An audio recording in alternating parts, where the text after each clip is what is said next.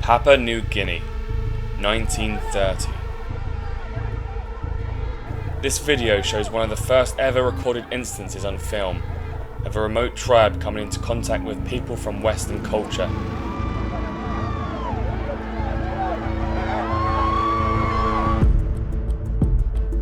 Try to imagine what they would have been thinking, coming across these people with their strange clothes and hats. Uncanny and frightening, like a spacecraft landing in Times Square.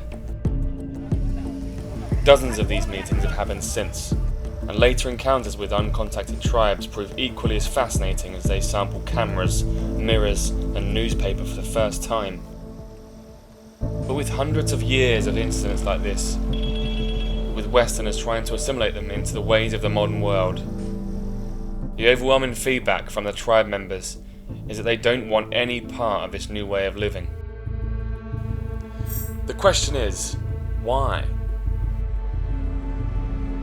Well, since the beginning of man in its modern form, around 250,000 years ago, 99.9% of humans have lived remarkably similar lives.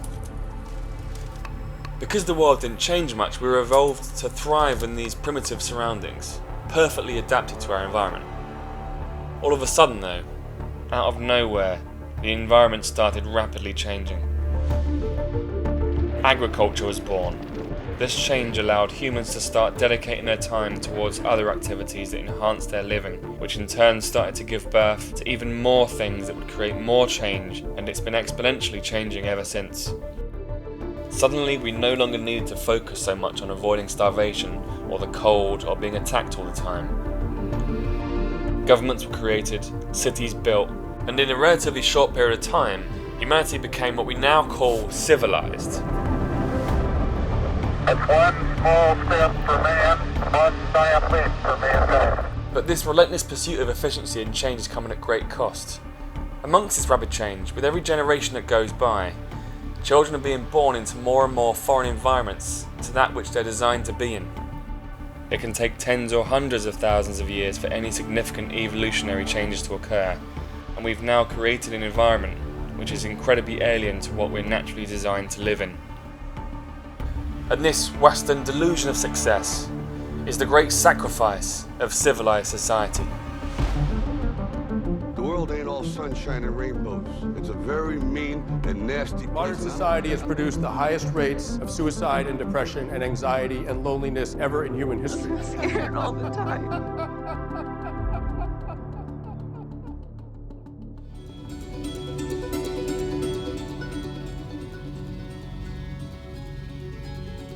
It's often argued that human culture has come a long way since these primitive times, but has it? It's changed a lot for sure, but at what expense?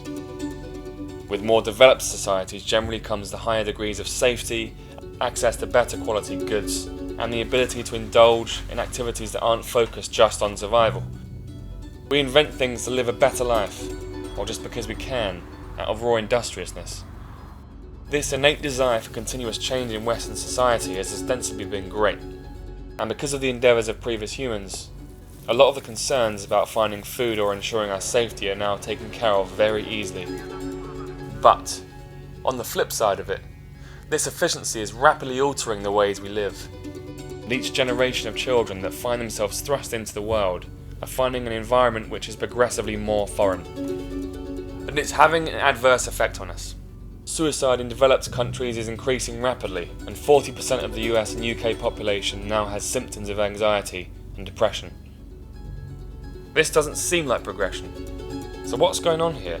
Why are so many people unhappy? The yardstick with which I'll measure our progression here will be with health and happiness, the two of which are inextricably linked.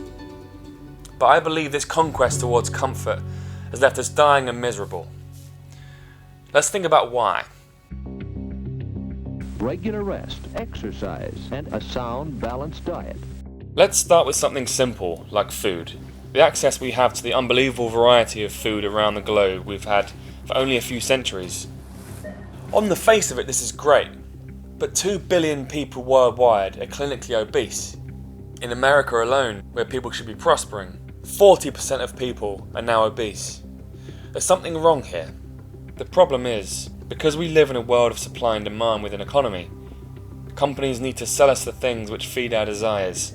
And now desires are primitive drives rooted in millions of years of evolution. So when you analyse the supermarkets in the most civilised countries, it's clear that the consumer's best interests aren't at heart.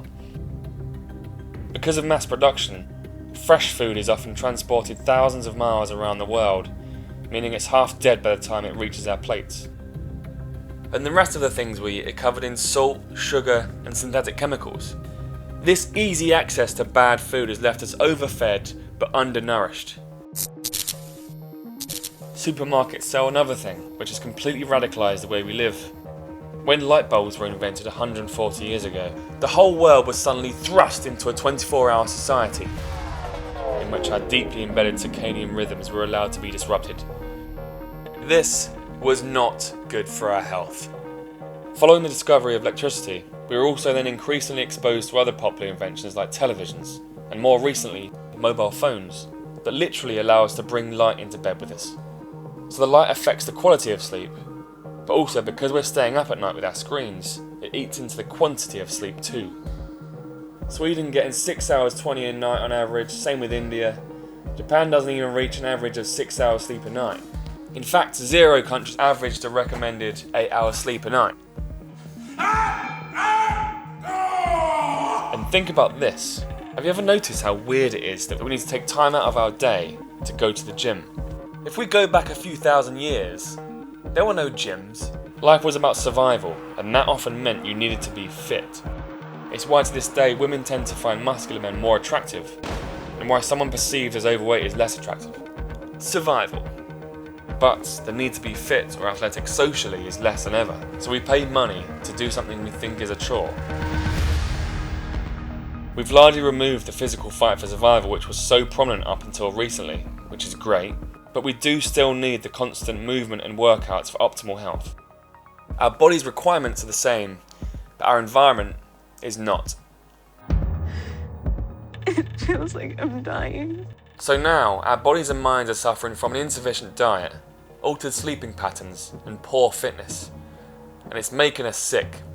One of the marvels of the modern world is that when our poor lifestyle habits make us sick, we're able to treat a lot of these symptoms with medicine. But even in the medical world, our approach is hurting us. The overwhelming attitude towards health is very much focused on dealing with illness as it arises, rather than taking preventative measures. We just mask the symptoms with pills and quick fixes, and neglect the root causes of both mental and physical health problems. We finally treat our health problems when they get in the way of our lives, and often with various side effects. The over-reliance on medicine to mask symptoms is the result of a failure in basic self-care. These developments have all been an attempt to make the lives of human beings more efficient, trying to cheat nature and create quick fixes to complex problems. Is it just me? Or is it getting crazier out there? But as well as physical needs, us complex humans also have important psychological needs, and these are also impacted by our new lifestyles. Of course, there are many worldwide aspects of living that can make us unhappy. Lack of money, lack of purpose, lack of opportunities. But we see consistently that the more prosperous a society becomes, the more mental health problems arise. It appears that there are aspects of living in the most developed countries which are making us uniquely miserable. To start with, the wealthier people become, the more they isolate themselves from their community. We stay together, we survive. The importance of community is explored in the book Tribe. In it, Sebastian Junger described some of his observations from war and found that bizarrely, during wartime the overall mental health of soldiers improved. About 40% of veterans really were not traumatized overseas, but have come home to discover that they are dangerously alienated and depressed. What's going on with those people? Maybe it's this. Maybe they had an experience of sort of tribal closeness. They were eating together, sleeping together, trusting each other with their lives. And then they come home and they have to give all of that up. The wartime effect was massive on civilians too. Durkheim first noticed in World War II that suicide rates in Europe during both World Wars plummeted. And psychiatric wards were curiously empty during this time too, despite the existential threat to their lives. German fighter bombers skimmed over rooftops, bombing and machine gunning houses and streets in the London area, during which civilian homes and families fell victim to the attack. Junger thinks the common denominator in these examples is the strengthening of social bonds through hardship. As strange as it appears, major cultural traumas are actually beneficial to the overall happiness of society. Modern society is a radical deviation from our previous ways of living, i.e. in communities and tribes, and is limiting their connections with others, playing a huge part in making us unhappy. After 9/11, the murder rate in New York City went down by 40%. The suicide rate went down. The reason is that if you traumatize an entire society, we don't fall apart and turn on one another. We come together, we unify. The wider point here obviously isn't that we should be at war more, it's that the need for community in society is tightly linked to happiness, and it's something that much of the Western world is lacking. This is clear to see when we look at the suicide rate in the West, which is 8 times more common as a cause of death than in Eastern ones. Financial independence leads people to self-isolation and away from their community. I'm so lonely. There's now a modern twist on this disconnectedness, which brings us onto entirely new ground. There's an increase in depression, anxiety, and suicide amongst young people. I mean, the statistics are alarming. Social media appears to be terribly detrimental to mental health. We are very social animals, and the internet has allowed us to move our lives online and interact with others in a way which removes real social cues, like physical touch, and this is proven to harm your physical and mental health. The result is actually a hyperconnectedness with people that you don't have real relationships with. Constant social comparison to those who have created the best possible lives for themselves online, making us feel inadequate and lonely. The idea where all of our validation now comes from the number of likes and the number of followers we have has to have an impact on the way we conduct ourselves in the world and the way that we make friends. This is particularly damaging to our children. Because the internet has so rapidly changed the way we live, we've now begun an experiment on our current generation of children as to how humans fare without adequate social skills, without proper relationships. All this on top of the previous generation's changes to the world make this an increasingly confusing place to exist. In the so-called developed countries, we've evolved socially, but not biologically.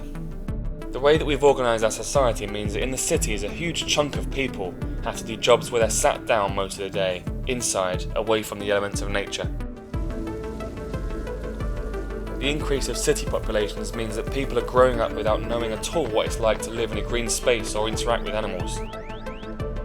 After thousands of generations of living amongst the trees, modern humans are now entirely detached from our environment, and it's having a huge impact on our mental health. The clear lesson here is that the less you interact with the environment around you, and the less you engage with the people around you, the more miserable you become.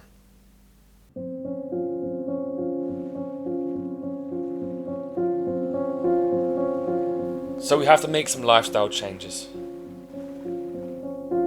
The world that we've created for ourselves, particularly in the first world countries, is killing us prematurely, from all different angles. And again, it's clear that many of the changes we've experienced really are a great progression. I love the fact that I can just get a glass of water out of the tap on demand. I love the choice of having millions and millions of products to buy. And I love that during the most violent of storms, I can be inside in a warm blanket. But the environment we've created is one which has torn out the very core of what makes us happy and healthy. If the role of philosophy is to teach us how to live, from what we've discussed, it doesn't seem to be doing a very good job. We're leaving behind some of our most basic needs as we continue on this relentless quest for change. And we need to revisit our philosophy on how to live and learn from modern thinkers like Junger, who might help us navigate through these strange times. Because change will inevitably continue, and things are only going to get weirder.